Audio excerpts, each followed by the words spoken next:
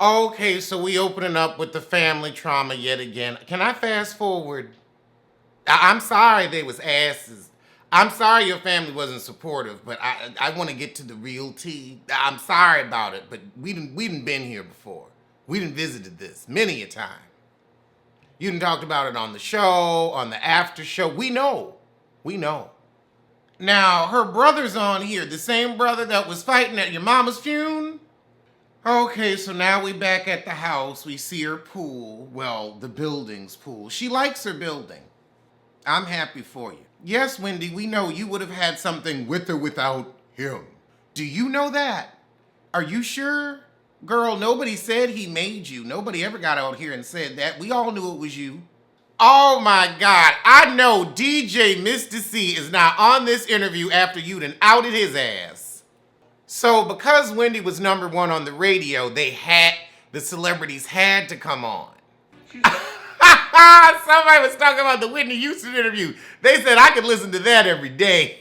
So they said that Whitney interview was so good and Whitney was so real, that was the turning point for her, where she got some journalistic respect.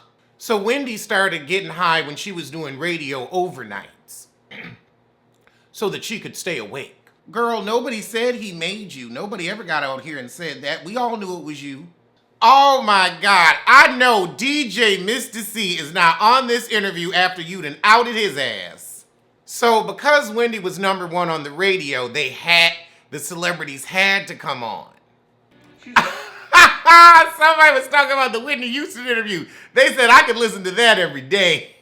So they said that Whitney interview was so good and Whitney was so real, that was the turning point for her, where she got some journalistic respect. So Wendy started getting high when she was doing radio overnights so that she could stay awake. So now Kevin comes into her life and gets her to stop using. So Kev was DJ Mr. C's driver. And we know about Miss C. So from 95 to 97, they all, Kevin started promoting parties, Wendy would host, and Mr. C would DJ, and then they'd get like Jay-Z and whoever, so they were all making coin together. We got Kima from Total, and she said Wendy was always talking about us. She just had an axe to grind. Wendy said they tried to rush me, they were gonna kick my ass. And so because Kevin happened to be outside waiting for you because he was driving your car, he got out barking like Pete and saved the day. He was 23 and she was 29. He looked older. She said he was like 40 being from Brownsville. Them was some rough city miles. That was 7 years younger than you? As sickly as you is, you still look a little young. Damn. So the first time Wendy finds out her husband was cheating, she believed that he was gonna end it. Can she get through this without all this dang crying? Oh, Lord. Okay, now see, Wendy, you having Kevin think that he arranged the deal when you actually did, that's the problem. You let him get a taste of something he had no business eating. You see, you had a hobosexual. You got to keep a hobosexual in a hobosexual's place. So this is when she started letting Kevin be her manager at the BLS days when she went back to New York with the Wendy Williams experience. I wish they'd put those out because I bet that was some good tea back in the day. So because So Kev wanted to start doing the parties with Mr. C again, but he contractually couldn't. And that's when it was like war between them. And Wendy took Kevin's side and they stopped speaking and Mr. C got it. But this was when Kevin started to isolate her. So she never questioned his apartment in Fort Lee because she was like, I don't want your friends, your brown liquor, or your weed in my house. I could get that. So it's like, okay, you got your spot. But you didn't think no greasy stuff was going on over, really? After he'd already cheated? I think twice by now. Oh, so at the apartment, she sees a girl's Rolex watch and panties in the bed. So she's like, now look, he ain't never hit me. Let's just be clear. I don't want to go down that road and end up getting sued. He just got issues. So now we've got the first episode of The Wendy Show during the 6-week sneak peek with Omarosa, and Omarosa came to play. So now the staff of the show is talking and they like, child, it was stressful as all hell. So now Kevin goes to LA for business, but is actually in Miami with the girl, Sharina. She said the Daily Mail did an excellent job.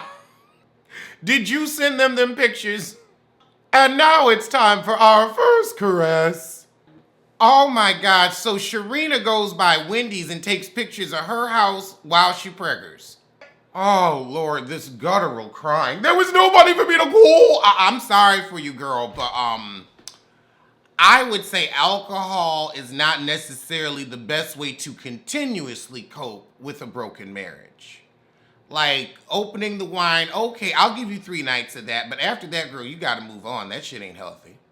Look at your legs. So I guess the moral of the story is stop letting these men fuck your lives up. Sometimes it's better to be single. Because, Lord, I ain't dealing with that kind of bullshit. Oh, hell no. All this over a sorry ooga booga like Kevin? Girl, I couldn't have cared that damn much. I'm sorry. All right, well, that was it. Thank God. I don't want to hear anything else out of her. So since that didn't really give, let's check out some trailers. Wendy Williams, 4 hours of disappointment. That was a 4-hour Kevin bash. Don't get me wrong, I don't like him, but you could have kept it. You could have kept it. But I guess you wanted to clear your good name. I mean, he was gaslighting, so I'll give you that, but not much else. Our first trailer is Crisis, and we start with somebody out in the snow. Already you made a poor choice. Okay, he on the run from somebody. Looks like the government. Okay, that he has some opioids. So we got a pharmaceutical company trying to make a non-addictive painkiller. And then we got a mama looking for a son who was apparently dealing these drugs. So we've got a teacher who finds out that this drug is killing people. And so he wants to blow that whistle. Okay, so this is an interesting opioid crisis / thriller movie. I might peep at it, but probably not. It's a little too adult for me.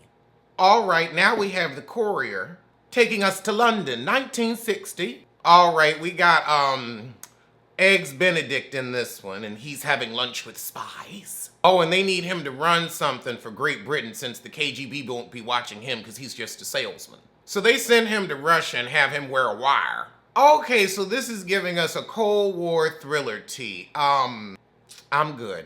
Okay, now let's check out The Silk Road. I think this is about the dark web. Yeah, this is about the guy that invents the Silk Road, which is like where people would buy drugs online and stuff. Okay, so we've got the agents that are going after him too. You see the guy who invents the Silk Road kind of descend into madness, like getting obsessed with his own invention. I would make my money and run. I don't know how people just can't be happy with their little $10 million and run. That's gonna be difficult enough to launder.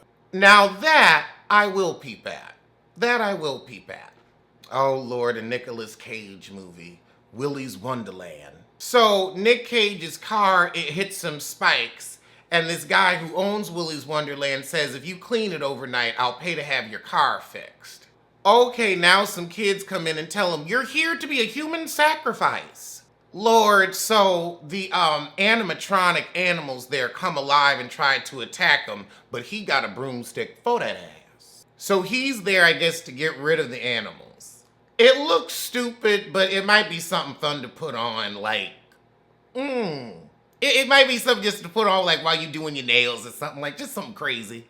All right, well, I'm gonna see you soon for Atlanta.